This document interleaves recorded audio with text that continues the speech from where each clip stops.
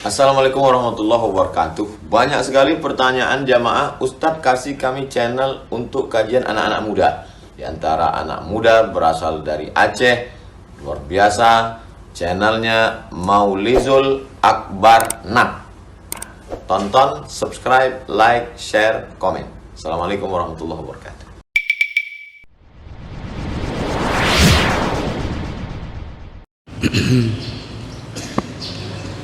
Assalamualaikum warahmatullahi wabarakatuh.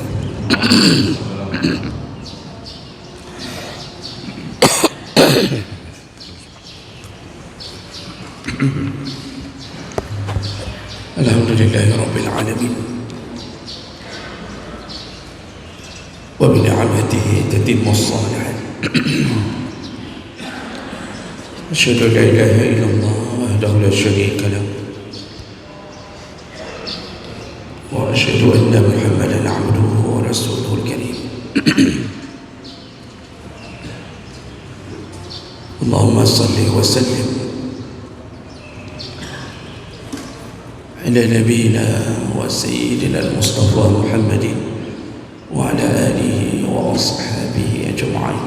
أما بعد، رب اشرح لي صدري ويسر لي أمري واحلل عقدة من لساني yafqahu qawli.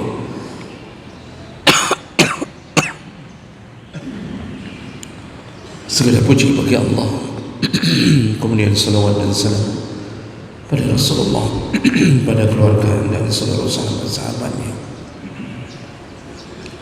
yang Allah muliakan, insyaAllah.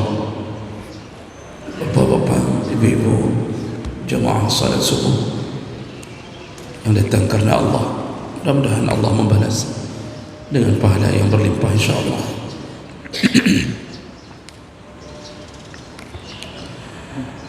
Bapak Ibu yang Allah muliakan,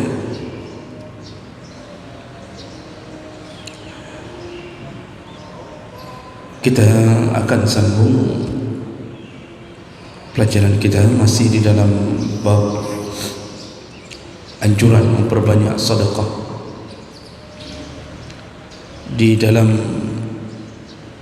Di pertemuan yang lalu kita membahas bahawa ketika Rasulullah ditanya oleh seorang yang baru meninggal ibunya,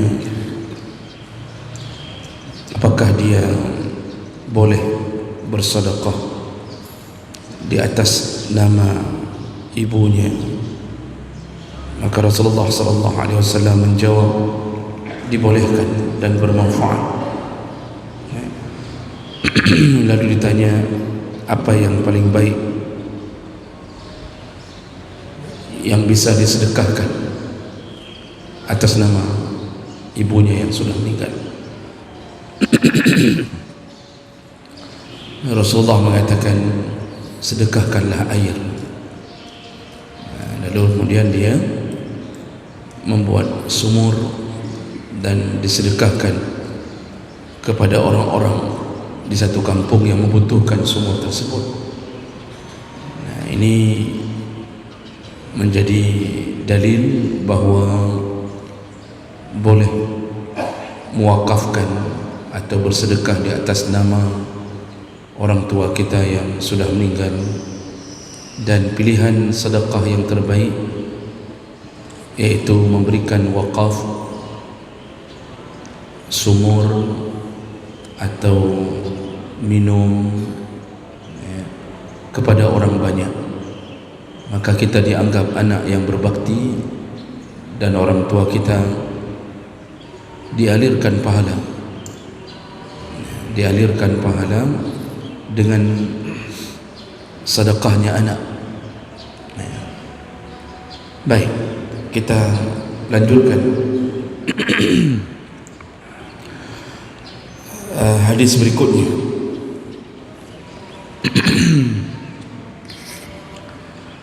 Ini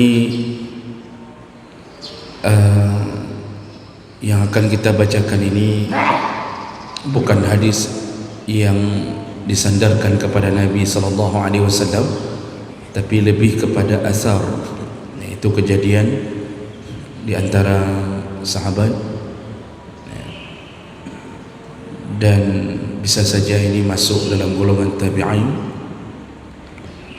An Ali bin Hasan bin Shaqiq qala sami'tu ibn al-Mubarak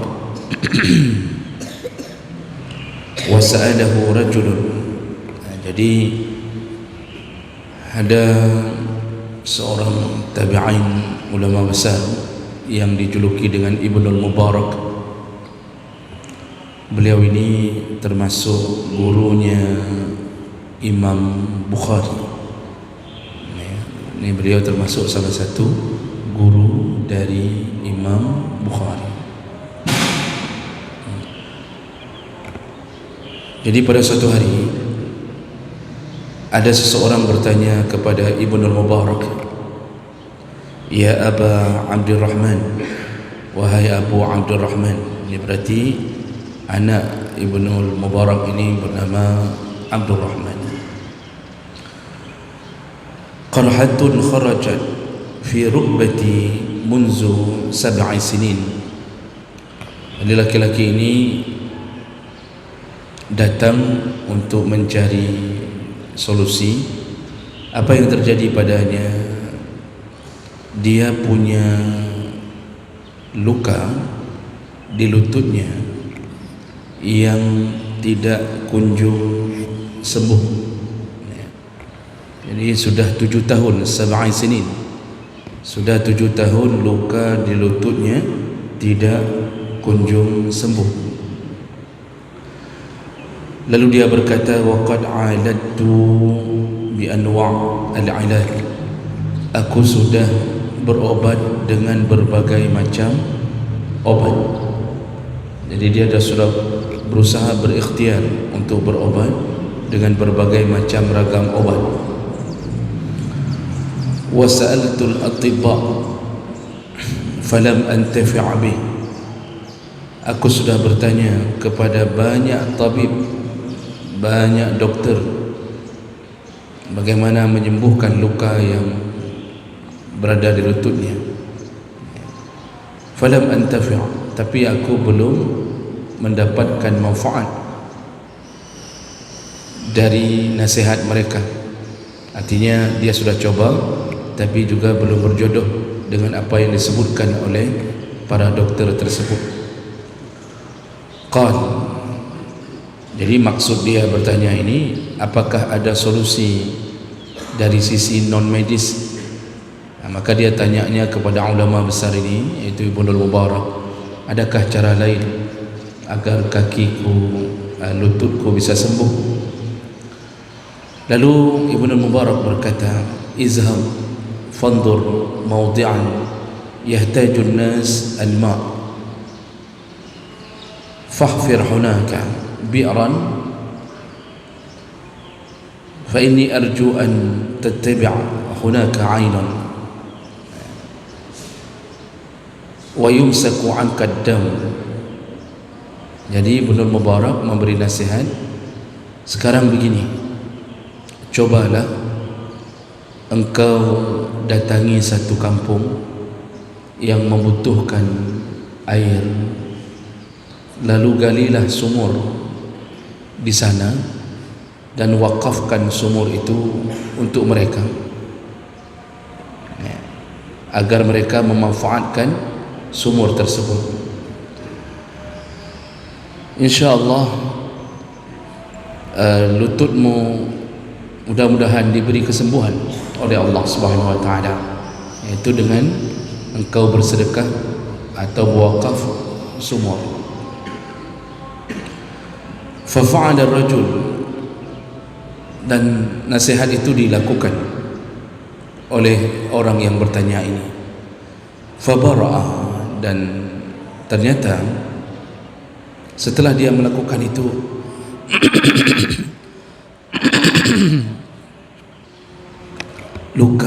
luka di lututnya alhamdulillah sembuh semenjak dia mulai mewakafkan sumur kepada penduduk suatu kampung.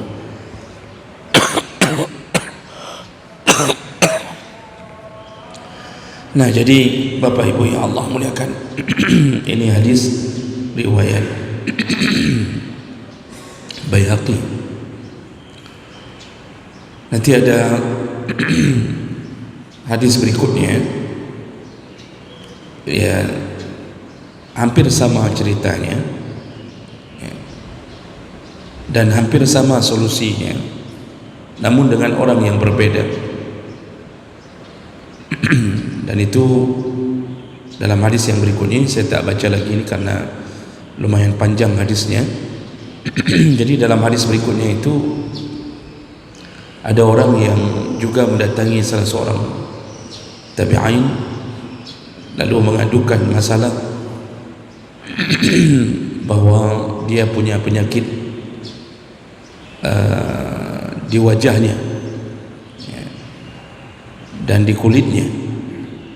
Jadi punya penyakit kulit, terutama juga sampai menyerang di kulit wajahnya, ya, jadi dia rupa wajahnya berubah dengan penyakit itu.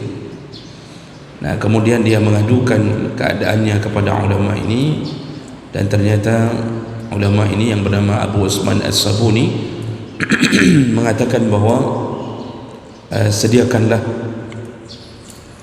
satu sumur agar diminum, ya, oleh orang banyak, dan dia melakukannya, ya. Dan setelah dia melakukannya, tidak lama kemudian wazalat tilkal kuruh, penyakit kulit yang dia derita hilang, wa'ada wajuhu ila ahsan makan, dan wajahnya kembali berseri setelah hilangnya penyakit kulit tersebut, ya. Ini hadis dengan derajat sahih maktum, dia sahih tetapi tidak sampai ke Nabi sallallahu alaihi wasallam. Nah, jamaah berkata Allah Subhanahu wa taala,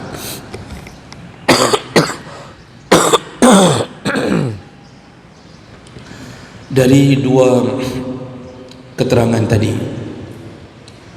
apa yang bisa kita ambil manfaat? Yang pertama, bahwa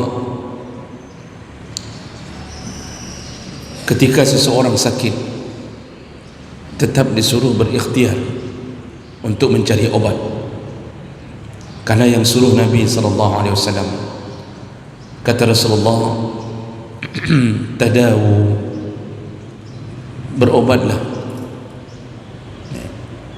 fa inna likulli da'in dawa, karena di dalam setiap penyakit itu pasti ada obatnya. Jadi Rasulullah menyuruh kita berikhtiar, ya, untuk mengobati sakit kita. Ikhtiar tergantung kepada level iman. Ada orang yang imannya ya pas-pasan, maka dia berikhtiar dengan usahanya sendiri, ya, jadi dia berobat dengan tangannya, hartanya dia keluarkan, kakinya pergi kemanapun ada kabar tentang dokter, tabib, dia datang. Nah, itu ikhtiar berobat dengan level yang mungkin paling rendah. Ada orang yang berikhtiar kalau dengan hubungan manusia dia berobat, tetapi dia menyerahkan kesembuhannya bukan pada manusia tapi pada Allah Subhanahu wa taala. Dia berobat tapi dia tak lupa berdoa. Kalau tadi model habis wang-wang, habis energi berobat sana sini, tetapi dia lupa untuk meminta kepada Allah. Ada yang model berobat tapi tidak lupa, dia tetap memanjatkan permohonannya kepada Allah Subhanahu wa taala. Namun hatinya masih tergantung kepada manusia. Jadi dia berdoa tapi dia hatinya masih bergantung dengan manusia. Nah, ini level kedua, tapi imannya sudah bagus. Ada level ketiga, yaitu ikhtiarnya para nabi, para wali-wali Allah. Nah, itu model ikhtiar yang ketiga ini, itu mereka hanya meminta kepada Allah Subhanahu wa ta'ala. Kalau kita baca sejarah para nabi juga diberi sakit oleh Allah, tapi tidak pernah para nabi berusaha mencari manusia agar sembuh. Jadi mereka mengadukan nasib mutlak hanya kepada Allah Subhanahu wa ta'ala. Coba lihat Nabi Ayub alaihi salam, itu ketika ditimpa penyakit yang menahun, diawali dengan berbagai musibah, dan itu karena Allah mengizinkannya terjadi. Nabi Ayub hanya mengadukannya kepada Allah Subhanahu wa ta'ala. Jadi tidak berusaha mencari dokter, terbang sana terbang sini. Jadi betul-betul dia yakin Allah yang beri penyakit, maka Allah lah yang bisa menyembuhkan. Dan akhirnya setelah sekian tahun Nabi Ayub mendapatkan jawaban setelah dia melewati ujian kesabaran itu. Obatnya apa? Hanya dengan disuruh pijak tanah, kemudian keluar air, kata Allah, mandilah dengan air tersebut. Hanya itu. Jadi begitu mandi, seluruh penyakitnya langsung hilang seketika, dan dia berubah menjadi orang yang lebih tampan, kulitnya lebih indah, sampai di dalam tafsir disebutkan istrinya pulang. Jadi ketika pijakan itu terjadi, kan Allah mengatakan urkut birijlika, Ayub pijak tanah dengan kakimu, keluar air, mandilah. Istrinya sedang tak ada di rumah, karena satu-satunya istri yang setia dengannya ini, dia pergi belanja untuk mencari makan untuk Ayub. Nah, Ayub alaihi salam setelah sembuh, istrinya pulang, dan dia bertanya kepada Ayub, karena Ayub sudah berada di depan rumah, dia tanya, apakah engkau melihat suamiku? Istrinya pun tak kenal lagi Nabi Ayub. Jadi sudah berubah, kegantengannya berubah, bertambah, sehingga rupanya pun bertambah cantik, tampan, bertambah ganteng, sehingga istrinya tak mengenalinya. Di situ Nabi Ayub mengatakan, inilah suamimu yang selama ini engkau rawat. Nah, ini menunjukkan apa? Obat itu kalau Allah memberi, itu bisa pulih seketika tanpa harus berjuang untuk menemui manusia. Tapi level ini, itu levelnya para nabi, levelnya para wali. Nabi Ibrahim itu sampai menyebutkan kalimat, wa idza maridtu fahuwa yashfin, kalau aku sakit maka yang menyembuhkan Allah. Itu kalimat yang berisi iman dan tawakal. Jadi para nabi ini tidak menggantungkan urusan kepada manusia. Nabi Muhammad sakit sekitar 13 hari atau 12 hari, dalam satu riwayat 18 hari sebelum ajalnya datang.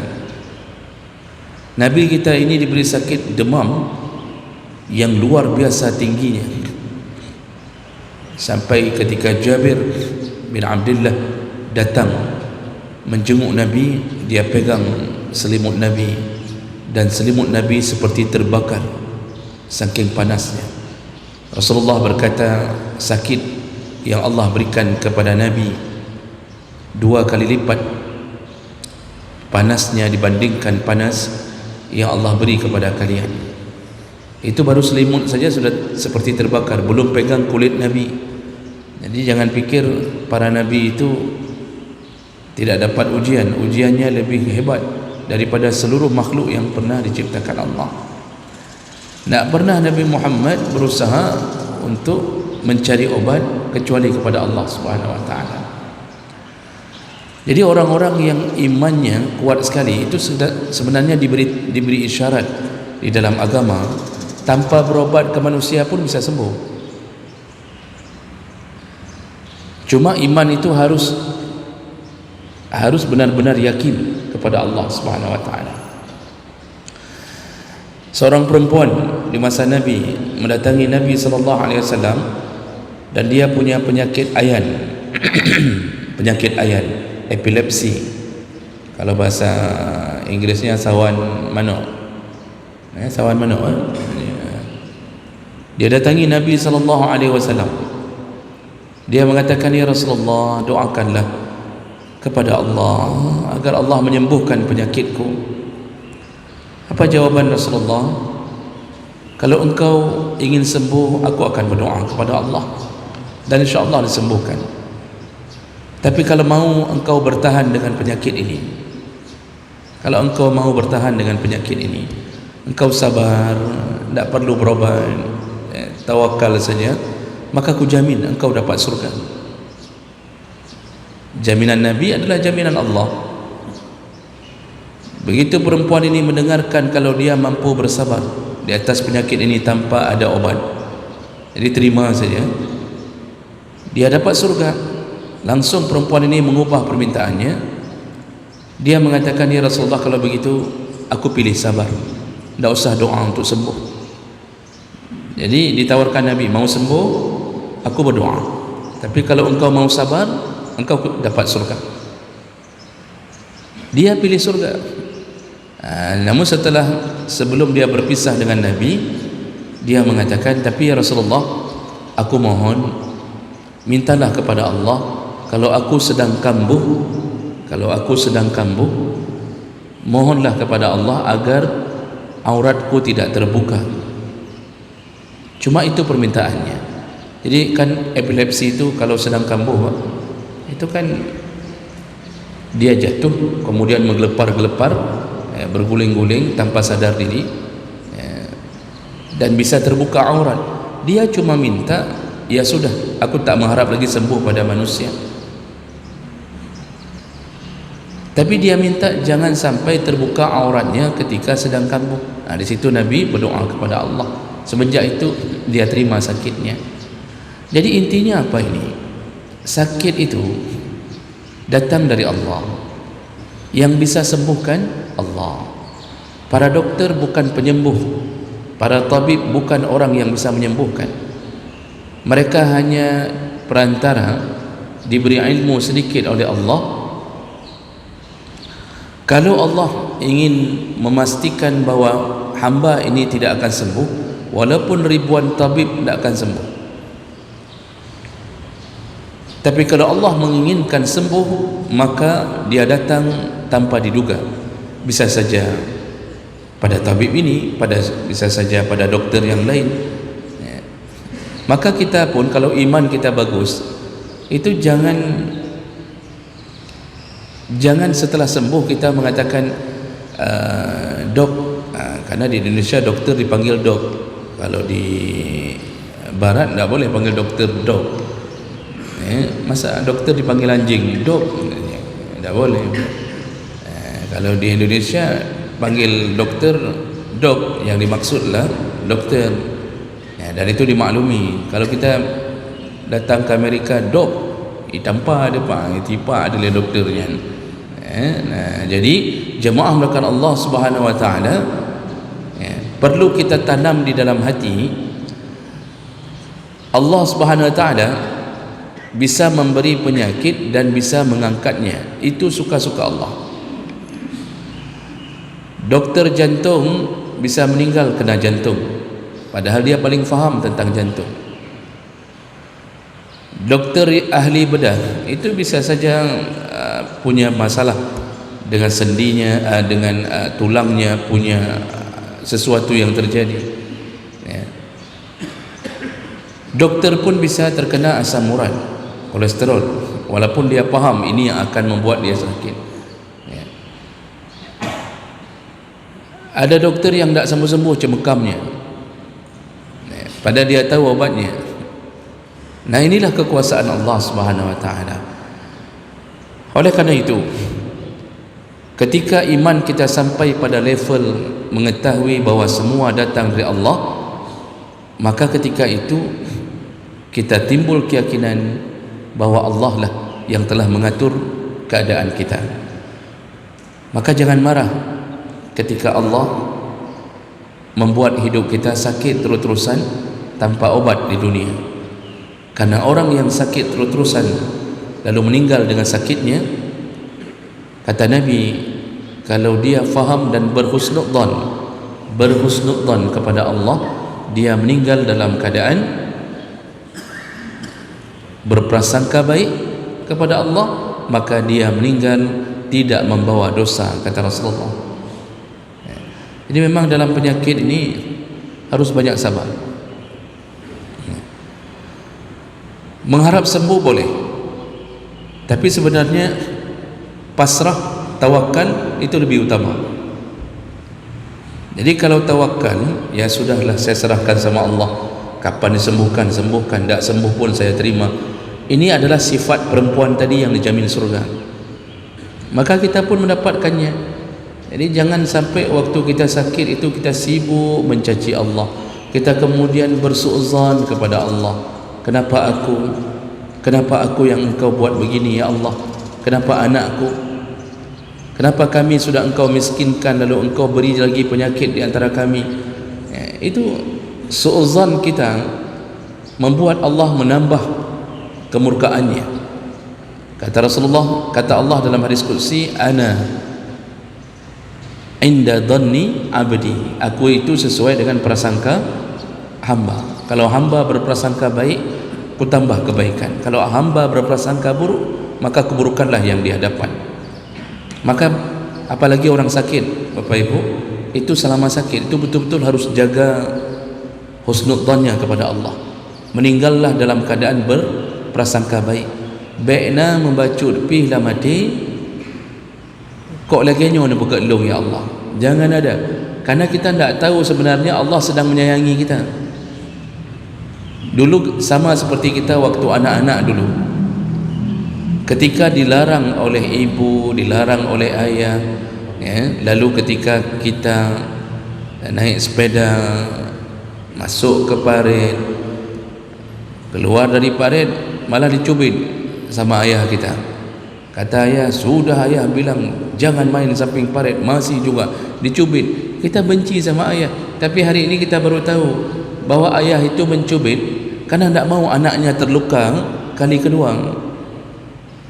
Ibu kita melarang ini, melarang itu, lalu kita bersuuzan, mamak jahat, mamak begini, padahal dia larang makan permen, dia larang makan indomie terus-terusan, karena dia tak mau anaknya hancur kehidupannya, hancur giginya, tak mau lambungnya juga akan bermasalah. Nah, kita tak faham dulu. Hari ini kita pun tak faham apa maksud Allah kecuali orang yang berilmu. Oleh kerana itu ketika diberi sakit, berhusnudzan lalu sabar. Kalau sabar ini sampai mati, surga Pak. Bawa sabar itu sampai mati, surga. Mengeluh jangan sampai bersuuzan. Jadi kalau mengeluarkan aduh misalnya begitu, itu masih boleh. Tetapi kalau para ulama aduh pun tak mau dikeluarkan. Pernah Imam Hambali sakit, karena Imam Hambali itu disiksa dalam penjara begitu lama karena mempertahankan Al-Quran adalah kalam Allah, bukan makhluk. Karena beliau hidup di era Mu'tazilah, di kepemimpinan para raja-raja Mu'tazilah. Mereka menganggap Al-Quran itu makhluk. Imam Hambali bertahan Tidak, Al-Quran bukan makhluk. Al-Quran itu kalam Allah, dia tidak dicipta. Al-Quran itu bahagian yang dari diri Allah. Itu Al-Quran. Selain daripada itu semua makhluk. Arash makhluk. Ini ada satu tayangan di YouTube, saya lihat ada ustaz beri pengajian, ditanya sama jemaahnya, Arash itu makhluk Allah apa bukan? Dia mengatakan, saya ragu apakah itu makhluk atau bukan, karena ada beza pandangan. Mana ada beza pandangan? Dia ingin menyelamatkan diri tentang ketidaktahuannya. Selain daripada Allah dan kalamnya, semua makhluk. Kan Allah yang mengatakan Rabbul Arshil Azim, Allah itu pencipta arash yang sangat besar. Selain daripada Allah itu makhluk, bukan tak pegah arashnya, bukan makhluk. Jadi jemaah melakukan Allah Subhanahu wa taala, Imam Hanbali ini bertahan sampai di penjara, disiksa. Keluar dari penjara masih terasa siksa yang dia dapatkan.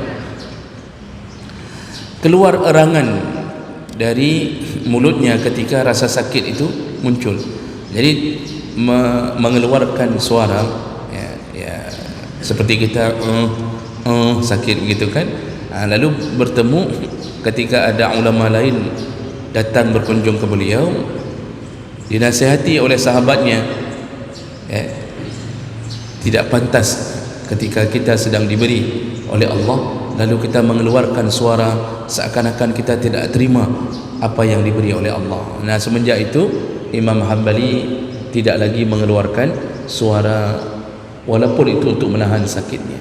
Itu levelnya orang-orang yang berilmu itu begitu. Nah, jadi jemaah melakukan Allah, ini perkara pertama yang patut kita fahami dengan baik. Lalu kemudian kalau sudah sampai pada pemahaman Allah lah yang bisa menyembuhkan, hadis yang kita bacakan tadi ini ternyata membuka jalan. Salah satu cara agar ikhtiar kita disambut oleh Allah itu bukan di tangan manusia, tapi dengan lakukan sesuatu yang disukai Allah. Apa amalan yang disukai Allah? Sedekah. Makanya di dalam hadis yang lain dengan derajat yang hasan, Rasulullah berkata, dawu mardakum bis sadaqah, obatilah penyakitmu dengan sedekah. Obatilah penyakitmu dengan sedekah.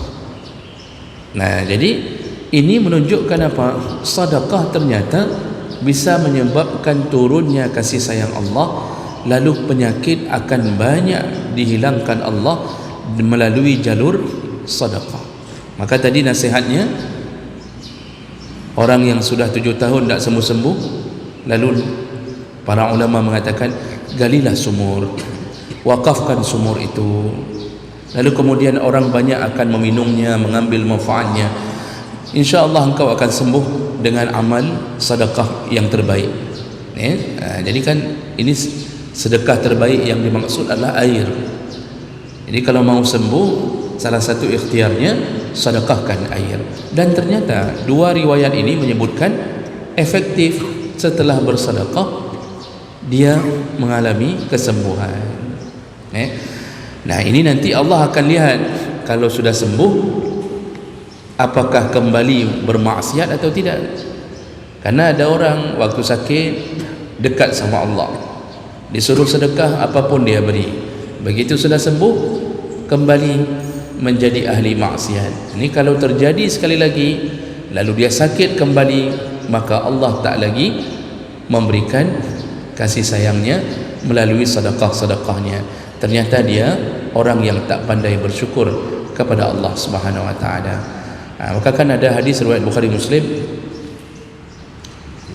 Nabi kan cerita tentang orang yang diuji, diberi penyakit, yang satu botak, yang satu buta, yang satu punya penyakit kulit. Kan datang malaikat menjelma jadi pengemis, lalu mereka minta sembuh. Jadi malaikat ini nanya, kalian mau apa? Belum menjelma jadi manusia, datang malaikat ditanya, kalian mau mau apa dari Allah. Mereka minta, kami mau sembuh, ya. Yang botak minta ditumbuhkan rambut, yang buta minta dinampakkan, kemudian yang sakit kulit minta disembuhkan penyakit kulitnya. Nah, kemudian mereka ternyata diberi, dan mereka diberi modal oleh Allah untuk menjadi kaya. Dikasih kambing, dikasih ini macam-macam oleh malaikat ini. Ini Nabi cerita dalam hadis Bukhari Muslim. Dan setelah itu, setelah mereka kaya, malaikat ini menjelma jadi pengemis. Datang lagi ketiga orang ini, mintalah sedekah, dan dua orang tidak memberi. Si buta dan yang punya penyakit kulit tidak memberi. Lalu pengemis ini mengatakan, ini malaikat ni, bukankah engkau dulu yang punya penyakit kulit? Bukankah engkau dulu yang buta? Ditanya kedua orang ini, dan mereka mengatakan, oh itu saya sembuh, bukan urusanmu, saya sembuh itu karena saya yang mencari obat segala macam. Dia dikasihnya, diusirnya pengemis ini. Kata malaikat, kalian akan dikembalikan seperti semula. Setelah itu mereka sakit lagi, Pak. Timbul lagi penyakit kulitnya, yang satu buta lagi dan berubah jadi miskin lagi. Datang kepada orang yang botak. Lalu si botak ini, yang dulu botak sekarang sudah berambut, itu dia meminta sedekah, dan kata orang botak ni, ambillah, ini kambing-kambingku ini semua Allah yang beri, ambillah, berapapun engkau mau ambillah. Bukankah dulu engkau orang yang tidak punya rambut? Ya, Allah lah yang memberikanku. Diberikan, Pak, dan dia mensyukuri, ternyata ditambah oleh Allah SWT, bertambah kaya. Kalau Bapak Ibu yang botak-botak, syukurilah nikmat Allah, maka bertambah, bukan bertambah botak, Pak, bertambah kaya insya-Allah. Jadi begitulah tentang amal yang patut kita ketahui di pagi hari ini. Oleh kerana itu, banyak-banyak sedekah, terutama sedekahkan air, wakafkan sumur dimanapun, insya-Allah bermanfaat. Demikian, saya berhenti di sini. 5 menit kalau ada yang ingin ditanyakan. Kalau tidak ada, jangan dipaksakan. Tidak ada, ya? Baik, pagi ini tidak ada karena sudah bau-bau Ramadan dan bau mak megang mungkin. Jadi kita cukupkan, dan mudah-mudahan dari satu hadis ke hadis yang lain makin dekat hati kita dengan Allah Subhanahu wa taala. Saya tutup dengan kafarah majlis. Subhanakallahumma bihamdik, asyhadu an la ilaha illa anta, astaghfiruka wa atubu ilaik. Wassalamualaikum warahmatullahi wabarakatuh.